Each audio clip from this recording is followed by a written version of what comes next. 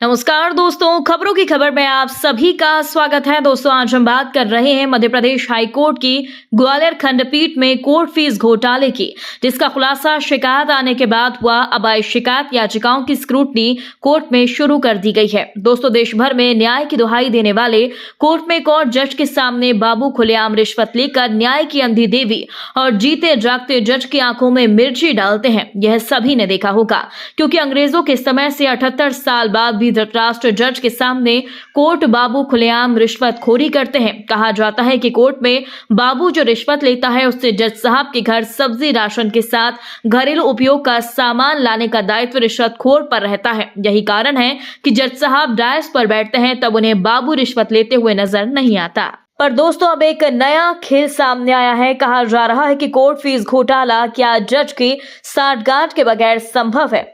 दोस्तों, पर क्या करें, मामला सार्वजनिक हुआ है तो आज ऐसी याचिकाओं की जांच की जा रही है जिसमें कोर्ट फीस जमा नहीं है, जबकि कोर्ट फीस की रसीद याचिका में संलग्न है।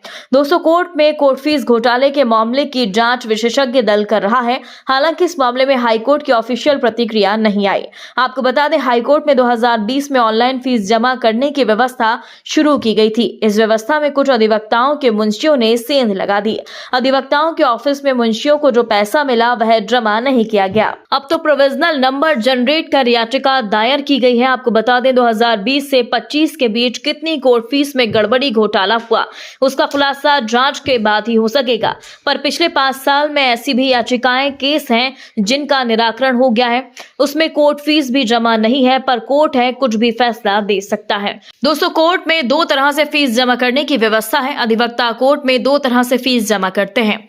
अब हाईकोर्ट में इस व्यवस्था के तहत हुए घोटाले के तहत याचिका दायर की गई। कहा गया कि याचिका नंबर जनरेट होने के बाद कोर्ट फीस जमा करते हैं। इस अवधि से कोर्ट फीस जमा करने पर वह संबंधित याचिका में दिखेगी, पर पैसा साइबर ट्रेजरी में पहुंचता है। वहीं हाईकोर्ट की वेबसाइट के माध्यम से पैसा जमा होता है।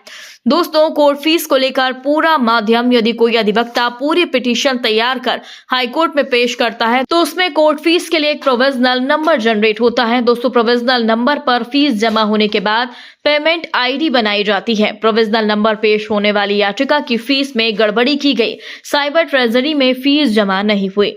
दोस्तों, फीस घोटाले में अलग अलग कयास लगाए जा रहे हैं। कहा जा रहा है कि किस अधिवक्ता के ऑफिस से कितनी फीस जमा नहीं हुई, जिसमें जिम्मेदार किसे माना जाएगा, यह भी अभी तय नहीं है, क्योंकि याचिका दायर करने में अधिवक्ता की आईडी का उपयोग हुआ है।